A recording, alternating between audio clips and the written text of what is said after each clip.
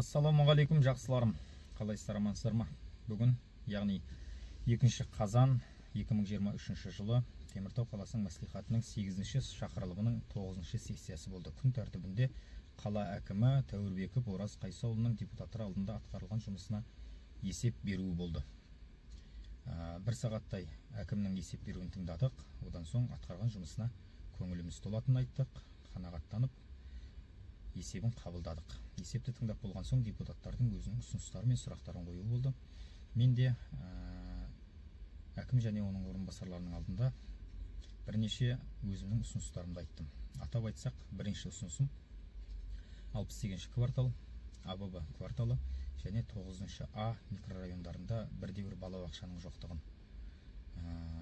Жамбыл көшесі, Лисавенко көшесі, Адилышников көшесі, Каменщиков, Кулибина көшесінің тұрғындарында балаларын беретін бірде-бір балабақшаның жоғы. 68 бен және жанындағы көрші микрорайон 9А-ны да ескердік. Ал бұның енді шешімі 1-2 жылда шешілмейтінін айтты әкім. Өйткені АББ кварталы мен 9А микрорайондарында не кәріз жүйесі дұрыс іске қосылмаған, не жол мәселесі шешімін таппаған. Сондықтан алдағы 1-2 жылда осы жерде жобалау жұмыстары жүріп, кәріз мәселесін, жол мәселесін, жарық мәселесін толық шешіп алғаннан кейін бұл жерде міндетті түрде жаңа балабақша бой көтеретін туралы әкімнің жоспары бар екенін естік. Сондықтан осы жердің тұрғындары сіздердің өтініштеріңіз бойынша мен әкімге жеткіздім өтініштеріңізді. Бірақ өкінішке орай алдағы 1-2 жылда ол жерде жаңадан балабақша бой көтермейтін сияқты. Басқа мәселелерін реттеп алып барып, мәселе қолға алынады. Екінші көтерген мәселем бұл аулалардың ішінде оңды-солды ретті-ретсіз қойылып жатқан темір гараждар қаланың көркін бұзып тұр. Енді басқа округтарды айтпаймын, мені сайлаған 11-ші округ 6-7-ші микрорайондың тұрғындарының өтініші бойынша қазір аулаларда темір гараждардың өте көп қойылып жатқандығы, машина қоюға кедергі жасайды, өтуге кедергі жасайды деген сияқты. Енді бұл мәселені көтеріп едім. Заңдысы бар, заңсызы бар, бұны енді жақсылап тұрып тексеру үшін жер қатынастары бөлімінің басшысына әкім тапсырма берді. Енді нәтижесін күтетін боламыз. Үшінші көтерген мәселем бұл қаңғыбас иттер. Яғни көшемізде туып кеткен қаңғыбас иттер адам өміріне қауіп төнгізіп тұрған, бала өміріне қауіп төнгізіп тұрған осы мәселені. Өкінішке орай бұның шешімін қазір дәл осылай істеу керек деп мен айта алмаймын. Әкім де дәл солай, не осылай істейін деп жатырмыз деген жоспары жоқ. Бірақ 3-4 жоба жасалып жатыр. Бұйырса жақын арада сол жобалар іске асатын болса, бұл мәселе шешілетін болады. Соның алдыңғылары қаламызда иттерді серуендетіп ойнататын арнайы 2 орын белгіленді. Соның бірі біздің округта, яғни 6-шы ықшам ауданында. Жақын арада енді осы жобалар іске асатын болса, бұл қаңғыбас иттердің мәселесі шешілетін болады. Үмітіміз бар. 4-ші көтерген мәселем бұл қоқыс. Тағы да айта шаршадық. Бірақ енді айтпасақ тағы болмайды. Қанша алғанмен тағы да көп жиналып қалып жатыр. Өйткені 16 маусымдағы министрліктің қаулысы бойынша біздің қоқысымызды алатын фирмалар үлкен көлемдегі мусорларды, қоқыстарды алуға міндетті емес.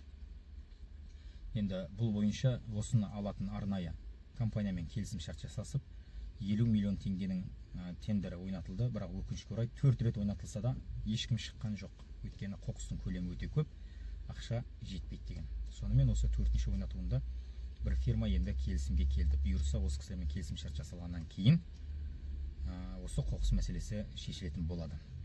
Келесі көтерген нәрсем бұл Теміртаудағы тілдерді дамыту орталығы және биыл тағы да қатарына қосылған ресурстық тілдер орталығы деген мекеме ашылды. Бұлар қаламыздағы мемлекеттік тілді және басқа да тілдерді дамыту үшін, солардың дамуына ыңғайлы мүмкіндік жасау үшін жұмыс істейтін орталық.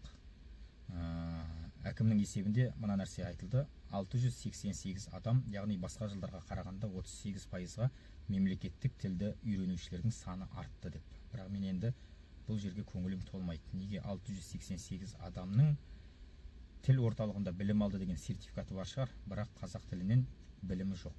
Өйткені бұл орталықтардың берген білімінде біз нәтиже көріп тұрған жоқпыз.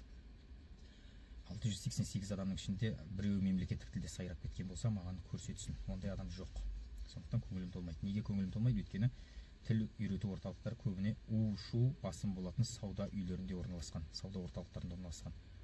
Ол адам сабақ ала ма, әлде у-шумен алаң бола ма? Осы мәселе де дұрыс емес. Тіл оқыту орталықтары тыныш жерде, ыңғайлы жерде болса, сауда орталықтарының ішінде болмаса деген ұсынысымды айттым.